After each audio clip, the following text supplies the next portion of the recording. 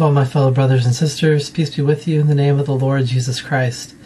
My name is Ben, and I welcome you to the Restored Ephraim Publications channel.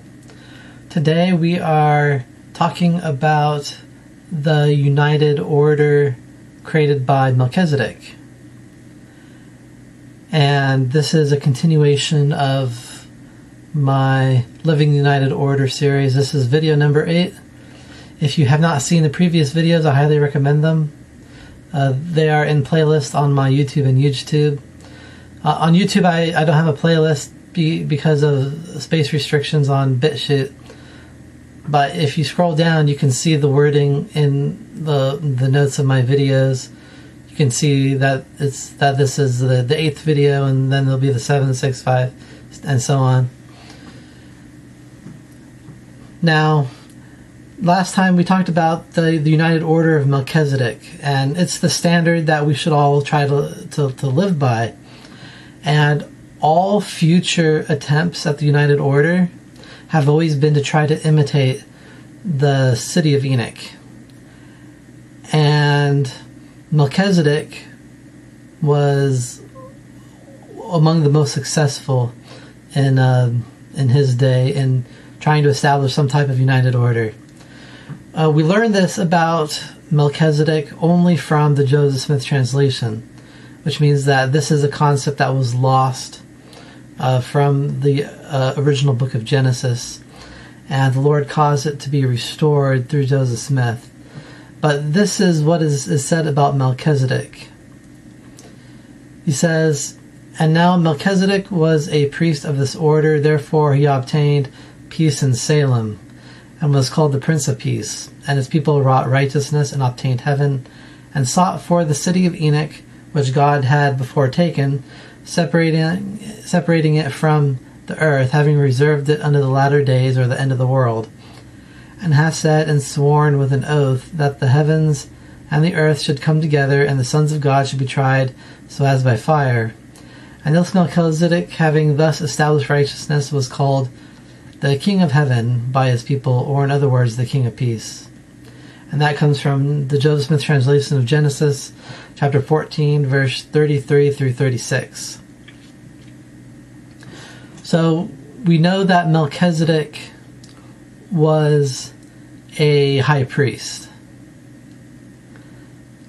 He because of his faithfulness and righteousness, he was able to become a priest after the order of the Son of God, and passed and after that, because of Melchizedek's righteousness,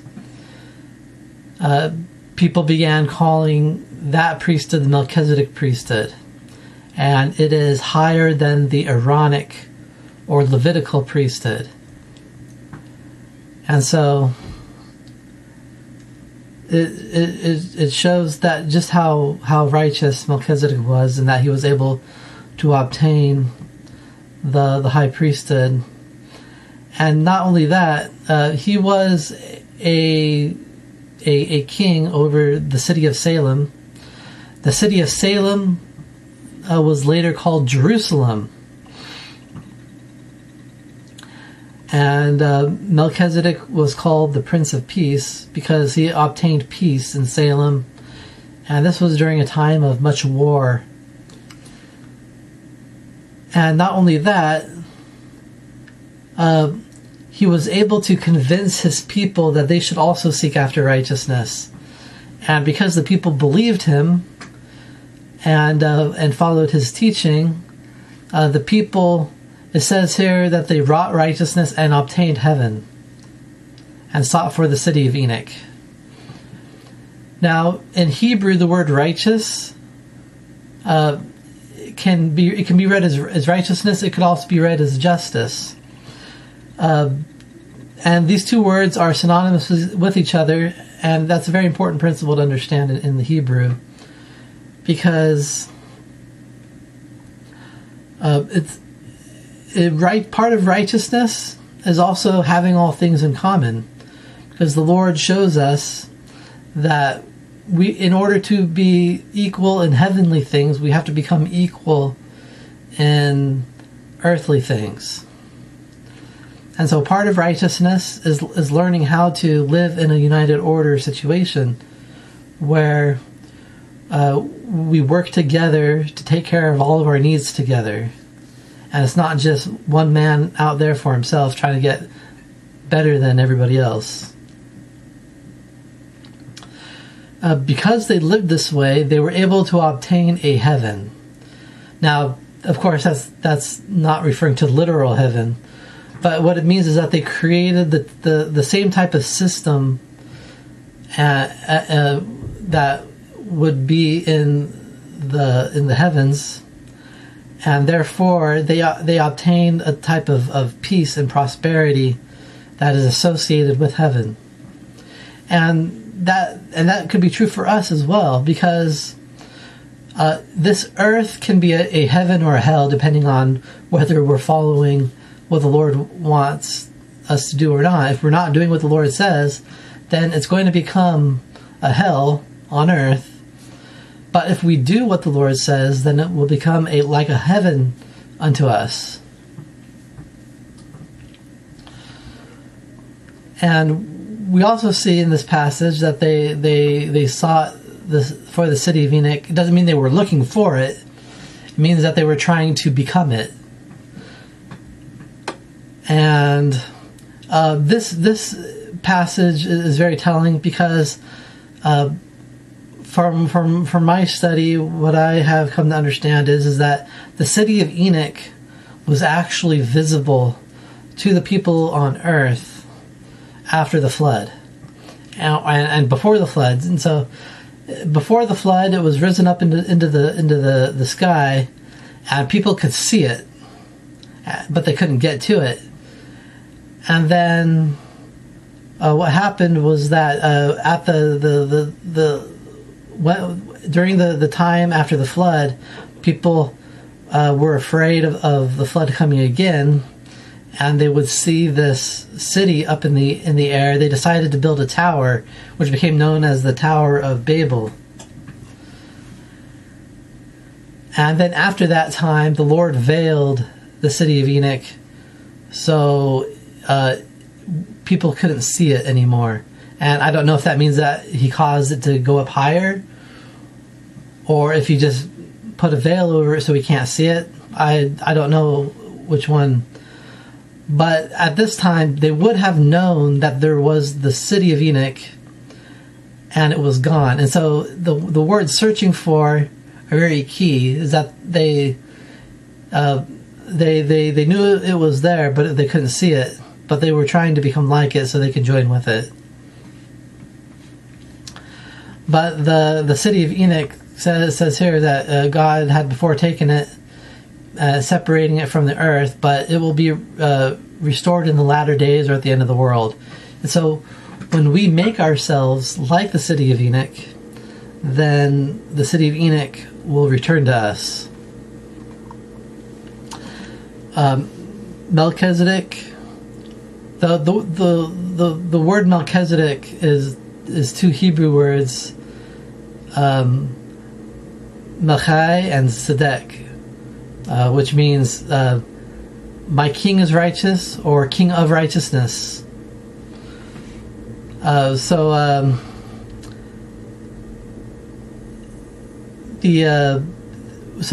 all those who hold Melchizedek priesthood, our goal is to be a worker of righteousness like Melchizedek was, which is one of the reasons why they use the term Melchizedek.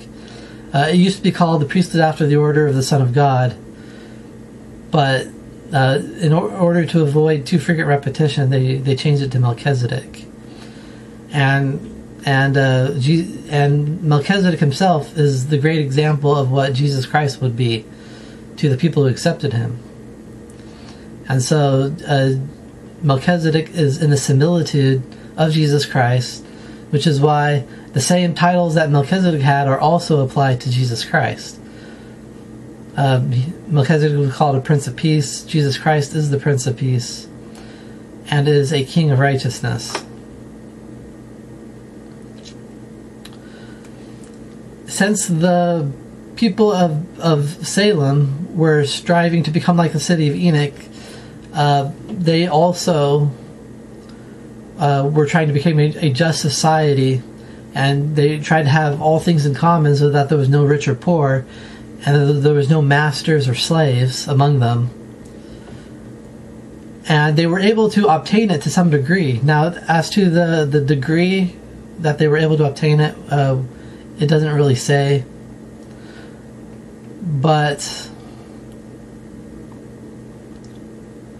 we do know that they did have success because they were able to obtain heaven. And they were able to have peace and prosperity because they were living in the way that the Lord wanted them to live. Now, we don't know how long the people of Salem lived in this way, but we do know that the city became very wicked afterwards. It says in Judges chapter 1 verse 8, it says, "Now the children of Judah had fought against Jerusalem and had taken it and smitten it with the edge of the sword and set the city on fire." And so this scripture is proof that the city had, by the time the Israelites came into the land of Canaan from their exodus out of Egypt, Salem or Jerusalem became a very wicked city, and the Lord caused it to be destroyed. And the children of Judah inherited the city of Salem, which is also telling because it would be the place where a lot of the events in the life of Jesus would take place.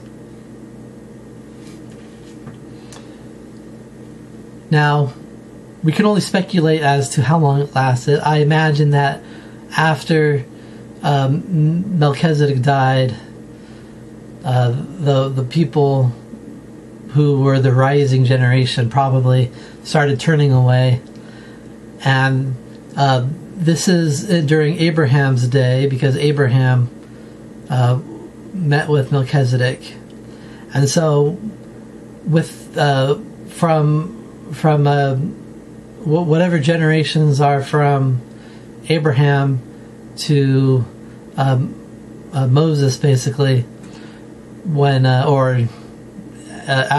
Joshua, but around that time, whatever generations are there from somewhere along that line, the city became wicked like the rest of Canaan. And so that is the history of the United Order of Melchizedek, and next time we will be discussing about whether Abraham tried to start a United Order. I'll leave this with you in the name of Jesus Christ. Amen.